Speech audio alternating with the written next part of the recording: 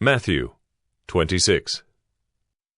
When Jesus had finished all these sayings, he said to his disciples, "You know that after 2 days the Passover is coming, and the Son of Man will be delivered up to be crucified." Then the chief priests and the elders of the people gathered in the palace of the high priest, whose name was Caiaphas, and plotted together in order to arrest Jesus by stealth and kill him. But they said, "Not during the feast, lest there be an uproar among the people."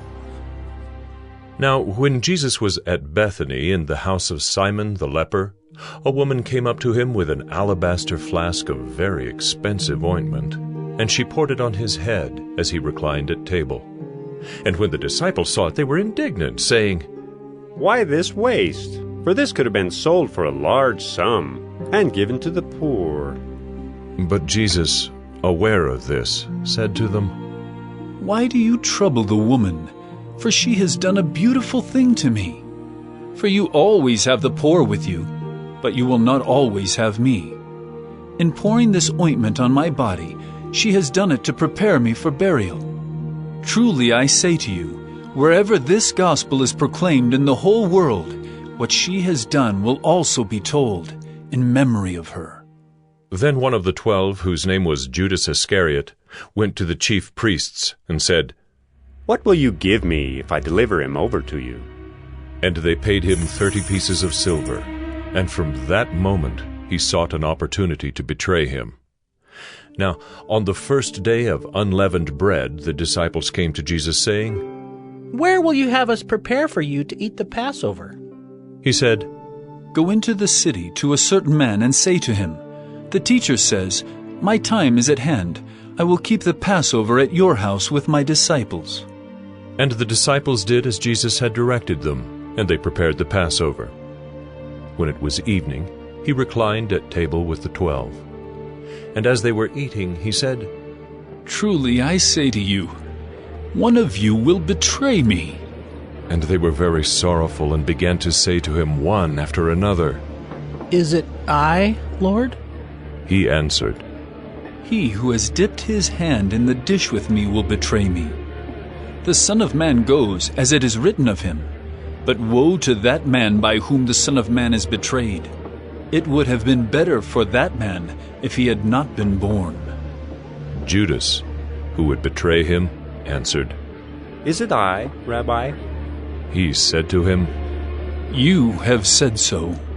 Now as they were eating, Jesus took bread, and after blessing it, broke it, and gave it to the disciples, and said, "Take, eat. This is my body." And he took a cup, and when he had given thanks, he gave it to them, saying, "Drink of it, all of you. For this is my blood of the covenant, which is poured out for many for the forgiveness of sins. I tell you, I will not drink again of this fruit of the vine until that day when I drink it new with you in my Father's kingdom." And when they had sung a hymn, they went out to the Mount of Olives. Then Jesus said to them, "You will all fall away because of me this night, for it is written, I will strike the shepherd, and the sheep of the flock will be scattered. But after I am raised up, I will go before you to Galilee." Peter answered him, "Though they all fall away because of you, I will never fall away." Jesus said to him, "Truly I tell you, this very night before the rooster crows, you will deny me 3 times. Peter said to him, "Even if I must die with you, I will not deny you." And all the disciples said the same. Then Jesus went with them to a place called Gethsemane, and he said to his disciples, "Sit here while I go over there and pray." And taking with him Peter and the 2 sons of Zebedee, he began to be sorrowful and troubled. Then he said to them, My soul is very sorrowful, even to death. Remain here and watch with me." And going a little farther, he fell on his face and prayed, saying, "My Father, if it be possible, let this cup pass from me. Nevertheless, not as I will, but as you will." And he came to the disciples and found them sleeping. And he said to Peter, So could you not watch with me 1 hour? Watch and pray that you may not enter into temptation. The spirit indeed is willing, but the flesh is weak. Again, for the second time, he went away and prayed, My Father, if this cannot pass unless I drink it, your will be done. And again he came and found them sleeping, for their eyes were heavy. So, leaving them again, he went away and prayed for the third time, saying the same words again. Then he came to the disciples and said to them, Sleep and take your rest later on. See, the hour is at hand, and the Son of Man is betrayed into the hands of sinners. Rise, let us be going. See, my betrayer is at hand. While he was still speaking, Judas came, one of the 12, and with him a great crowd with swords and clubs from the chief priests and the elders of the people. Now the betrayer had given them a sign, saying, The one who will kiss is the man. Seize him. And he came up to Jesus at once and said, Greetings, Rabbi. And he kissed him. Jesus said to him, Friend, do what you came to do. Then they came up and laid hands on Jesus and seized him. And behold, one of those who were with Jesus stretched out his hand and drew his sword and struck the servant of the high priest and cut off his ear. Then Jesus said to him, Put your sword back into its place, for all who take the sword will perish by the sword. Do you think that I cannot appeal to my Father, and he will at once send me more than 12 legions of angels? But how then should the Scriptures be fulfilled, that it must be so? At that hour Jesus said to the crowds, Have you come out as against a robber, with swords and clubs to capture me? Day after day I sat in the temple teaching, and you did not seize me. But all this has taken place that the Scriptures of the prophets might be fulfilled. Then all the disciples left him and fled.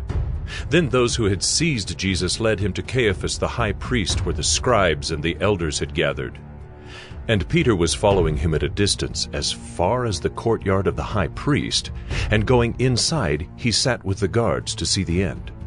Now the chief priests and the whole council were seeking false testimony against Jesus, that they might put him to death. But they found none, though many false witnesses came forward. At last 2 came forward and said, This man said, I am able to destroy the temple of God and to rebuild it in 3 days. And the high priest stood up and said, Have you no answer to make? What is it that these men testify against you? But Jesus remained silent.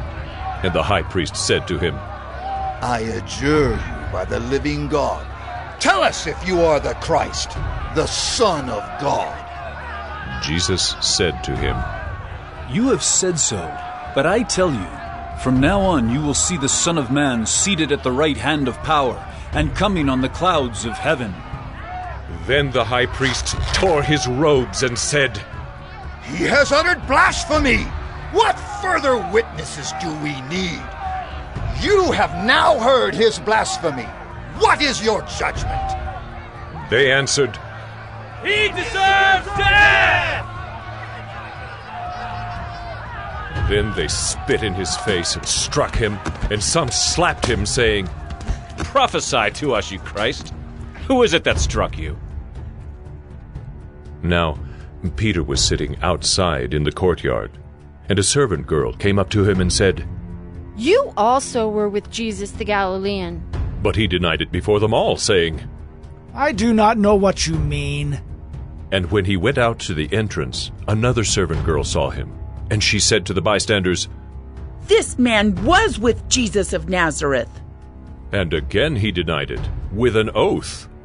I do not know the man. After a little while, the bystanders came up and said to Peter, Certainly you too are one of them, for your accent betrays you. Then he began to invoke a curse on himself and to swear. I do not know the man. And immediately the rooster crowed, and Peter remembered the saying of Jesus. Before the rooster crows, you will deny me 3 times. And he went out and wept bitterly.